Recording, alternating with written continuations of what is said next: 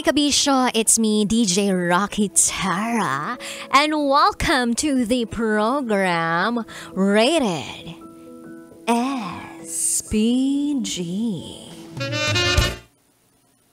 Top Secrets. Kung saan pwede kang makapagbahagi ng iyong mainit, nakakapanabik, o di kaya naman nakakakilit. Narrated SPG Top Secret Hotness Overload, o di kaya naman nakapagpapalabas ng ngiti sa aming labi. At meron na nga po tayong Rated SPG Top Secret Sharer ngayong gabing ito. I-welcome din po natin siya. Good evening, magandang gabi. Hello po, good evening po. Ano pong pwede namin itawag sa'yo? Claire po. Claire, tama ba ako ng pagkakarinig, Claire? Apo, Ilan taon ka na? 26. 26 years old. Sang lupalop naman galing si Claire? Quezon City po. Quezon City. Claire, may inaayos ka ba dyan sa paligid mo? Parang ang daming kumakaluskos dyan sa paligid mo. Sorry po. Wala po. Wala naman. Okay, sige.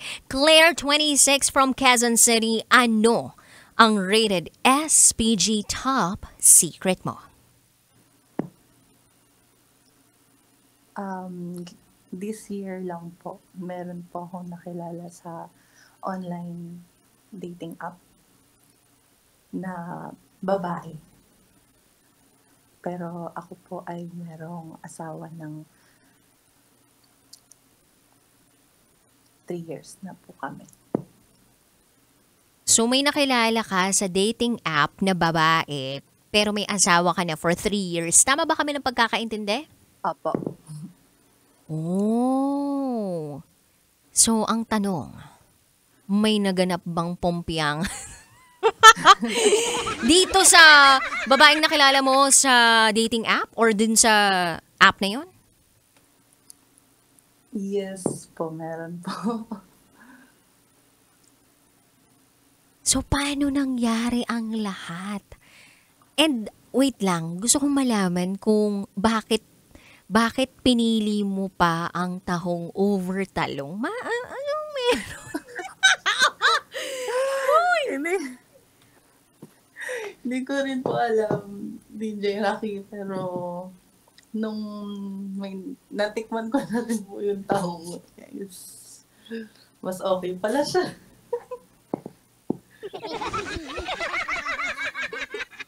Seryoso ba yan? Mas okay ang tahong kaysa sa talong? Hindi pa kasi ako nakatry.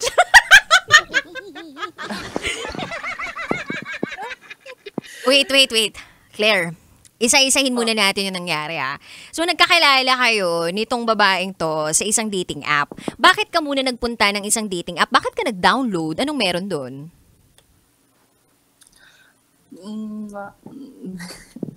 Parang nagkaroon lang po ng medyo maliit na problema. Tas, yun lang po yung naging puntahan ko nang di sinasadya. Pero Tapos po, wait lang. Pero dati, bago yung etong asawa mo, nagkaroon ka na ng mga girlfriends. wala po. Straight po talaga ako. So first time to nangyari. Opo. Okay. So, nagkaroon kayo ng maliit na problema ng asawa mo. Bakit maliit ba yung kanya? Hindi po. Pero nagawa nyo naman ang lahat-lahat ng mister mo. Yes po. If you don't mind, Hindi naman. if you don't mind us asking, ano tong maliit na problema na to? Like, ano to? Money matters ba to? Trust issues ba to? Anong naging problema nun? Hindi na lang po siguro magkakaintindihan sa parang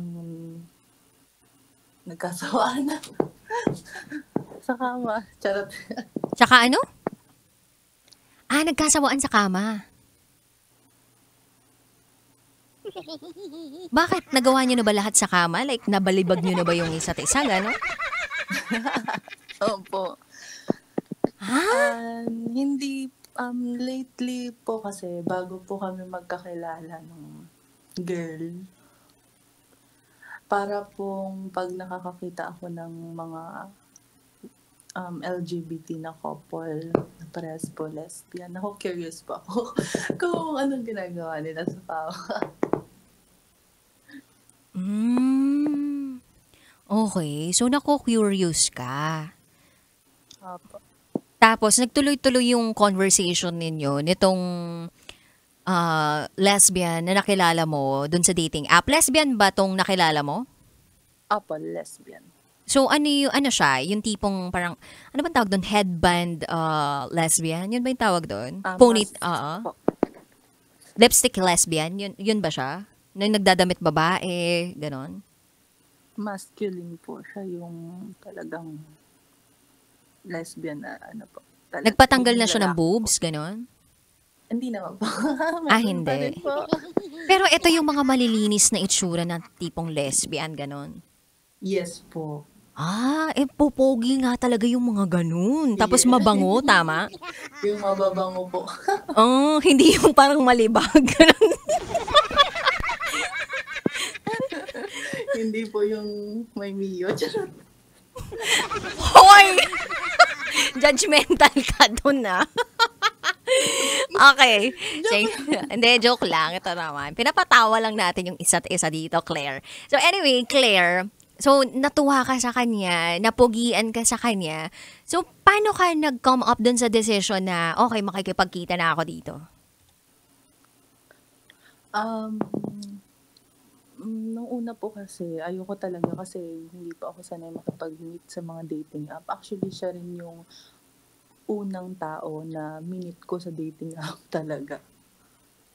Tapos, inintay niya pa rin po talaga yung decision ko kung pwede na kami magkita. Kaya parang green flag na unlike nung mga normal sa dating app po talaga, napipilitin ka agad makipagkita. And parang, alam niyo na po, bimbangan agad yung gusto.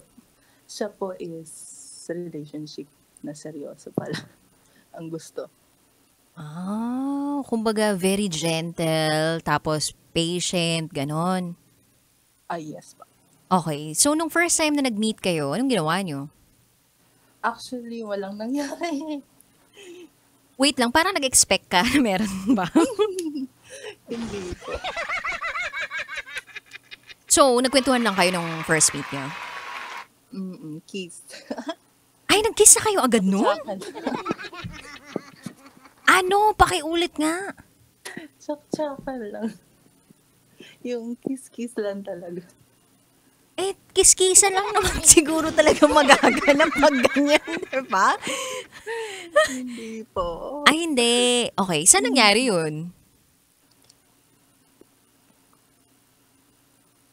Yung first po namin, I mean, yung first kiss ka mo na kiss-kissan.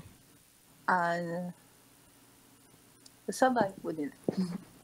Sa bahay nila? Walang nakatira dun sa bahay nila, kundi siya lang? Wala, siya lang. Wow, sumama ka din talaga agad, Okay, so saan naman naganap yung talagang pinaka boom, bembangan, ganyan. Yung nakatikim ka na ng first time ng tahong ganon. Galing po kami nun ng bakasyon. Galing kami Bataan. Tapos sinuko mo na yung Bataan, ganon. Nagsukuan kami ng Bataan. Di dapat ang tawag dun Batatu.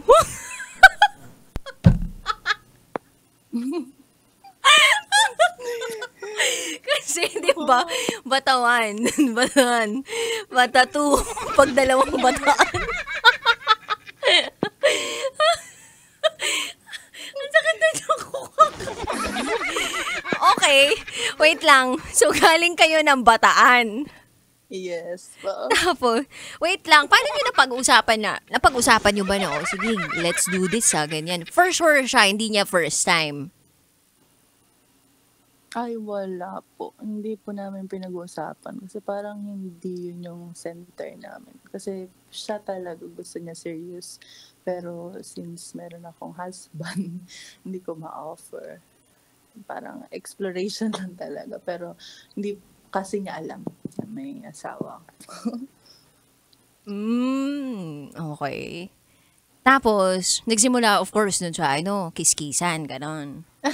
Mm. Nag-rent ba kayo ng Tapos, apartment nun, ganon? hotel. Ang bongga na naman nag-hotel pa kayo,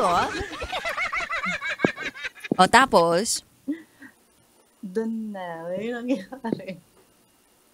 hindi ka na-shock? Like parang, mayroon din ako nito yung ganon.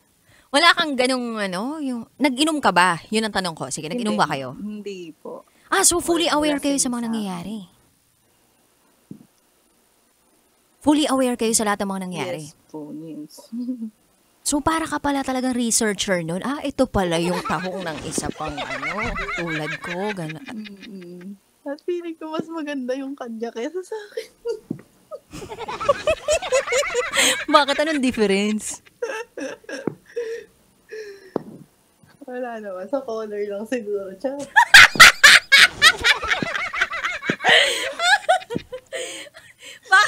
Bakit yun yung tahong ba niya parang may perlas? Ganyan yung sayo? Parang tinubuan na ng mga algae? Ganon? hindi. Mas parang na skincare yung kanya.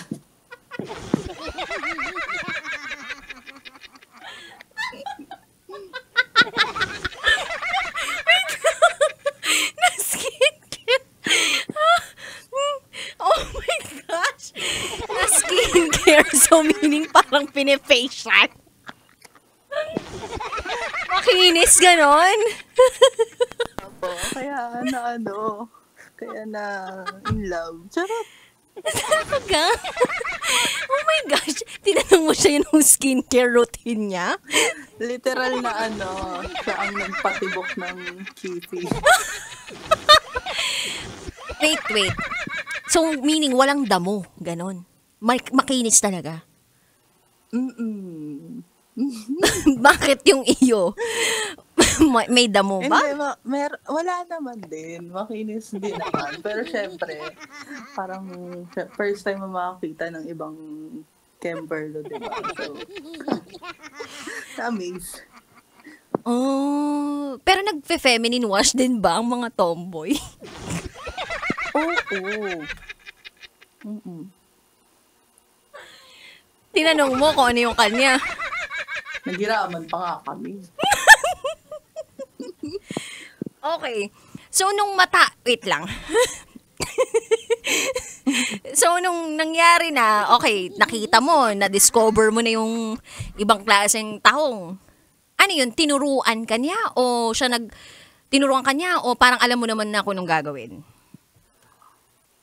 Walang pagtuturong na ganap. Parang kahit ako walang alam, kahit ako zero knowledge, pero nagawa ko lang talaga. Yung parang biglang, alam ko na agad, parang gano'n, naging expert level ka na, gano'n. Yung parang, okay na to, hindi naman na para sa sarili ko gawin. Sa iba na. Since alam mo kung ano yung makakapagpasaya sa'yo, ginawa mo na lang sa kanya, gano'n. Mm-mm. So after ng lahat ng nangyari na yun, anong feeling? Nakakaadik. Nakaka-addict?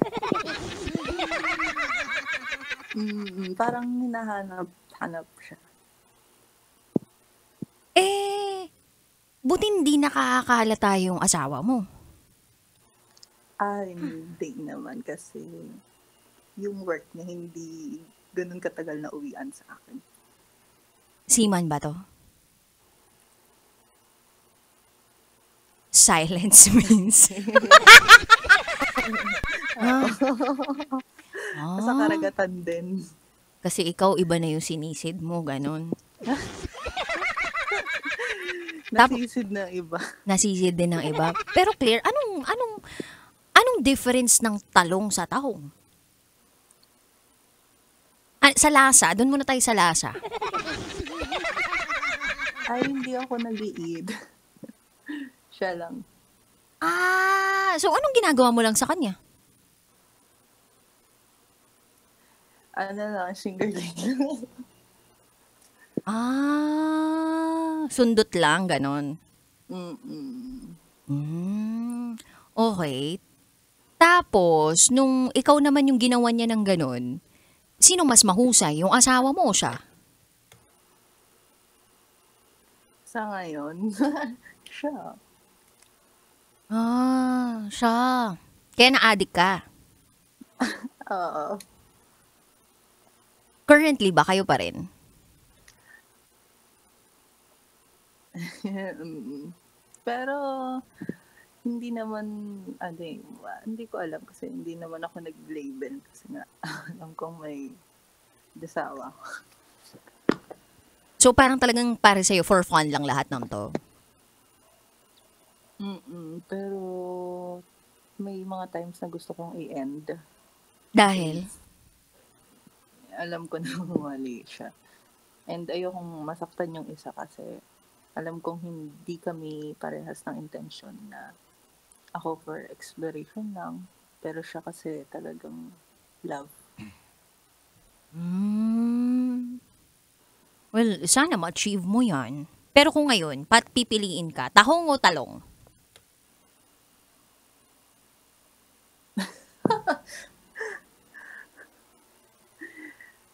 Depende siguro sa season. May season. Pag panahon ng tag-init, ano? Tag-init.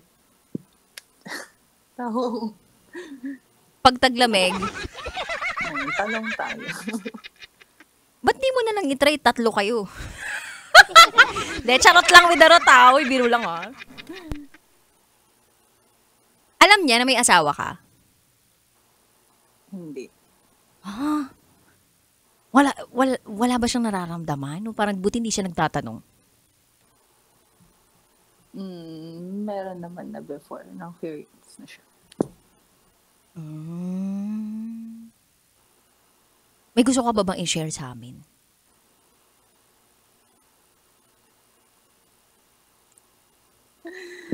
Wala naman. Wala naman na. Anong pinakamalupit na ginawa ninyo ni lesbian na nakilala mo sa dating app? Sa public. Ha? Saan?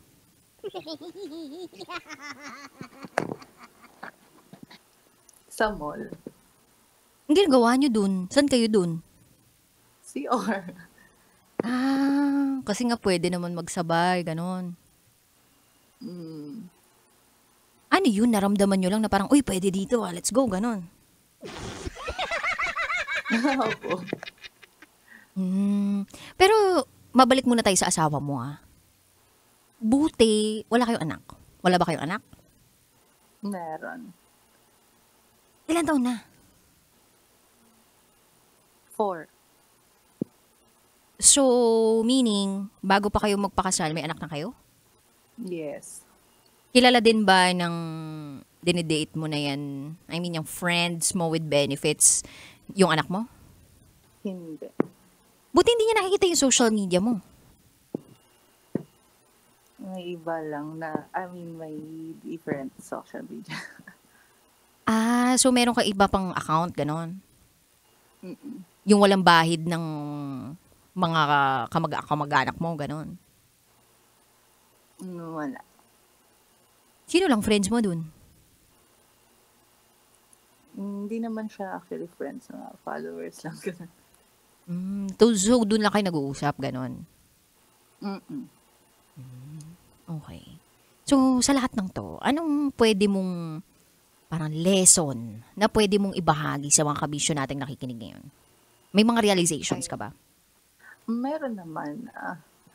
Parang hindi naman talaga magandang tularan tong kwento na to and hindi ko siya sinishare para gayahin.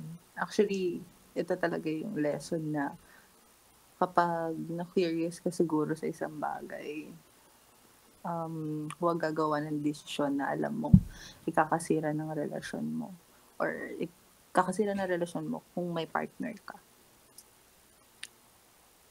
Kasi alam ko rin naman na meron akong masasaktan. Hindi lang isa, 2.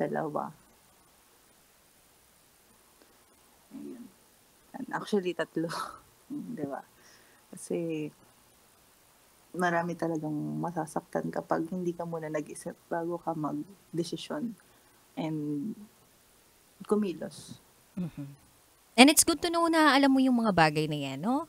Kumbaga, you will get there. I'm very sure na one day you'll realize that it has to stop. And thank you for sharing your rated SPG top secret, ha? Salamat. Na-curious din ako, pero sapat na sa akin yung nakakain ko sa dampa. Tsaka at least nalaman na natin ngayon na nagpe-feminine wash din pala ang mga tomboy. Anyway, thank you so much, Claire, 26 from Quezon City. Mabuhay ka hanggat gusto mo. And I hope God blesses you with a sense of discernment, no? Para talagang alam mo na kung ano yung maging decision mo sa buhay after this call. Alright? Yes. Thank you so much. Thank you so much and God bless. Bye. Thank you. Bati muna tayo sa lahat ng mga nanonood ngayon na ang sakit-sakit ng pangakakatawa. O di kaya naman na-curious din.